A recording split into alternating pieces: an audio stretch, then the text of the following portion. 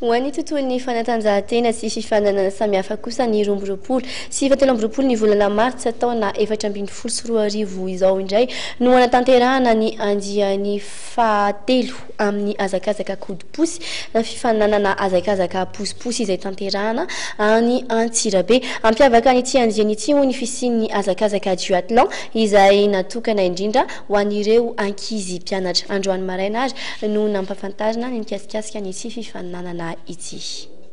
Coup de pouce le 23 mars ny anapaka azy isy duathlon izay karakarainay zany anakona azy miaraka amin'ny établissement scolaire izay any Antsirabe.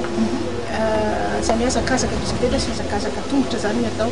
Dia ny catégorie koa zany samihafa. Hatreto zany nanao catégorie foana zay amin'ny course pousse licencié sy non licencié.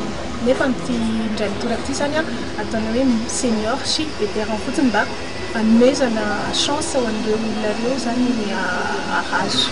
Ny fahitanay anazy zany dia toe-tsainy mpitarika posy satria zay manao enquête zany matetika mandeha any Antsirabe. Ny toe-tsainy zany tsy hoe izy rehetra akory malheureusement fa efa misy zany le olona hoe tonga saina hoe rehefa mitarika posy zay dia tokony hoe tsy sotro toaka na tsy maka zavatra mahamelona. Rehefa mitarika posy zay tsy maintsy manao visibilité en gilet. Rehefa mitarika posy zay dia tsy maintsy manao manaja fahadiovana hoe tsy manao eny amin'ny sisisiny ohatr'izany. Dia ny zany hoe ny fivoaran'zareo koa le hoe cyclo-pousse menay zany tian'zareo satria lasa hajain'olona kokoa zareo rehefa mitarika cyclo-pousse fa tsy mitarika posy intsony. Zany hoe miha-madio zareo sady mihaja ny olona.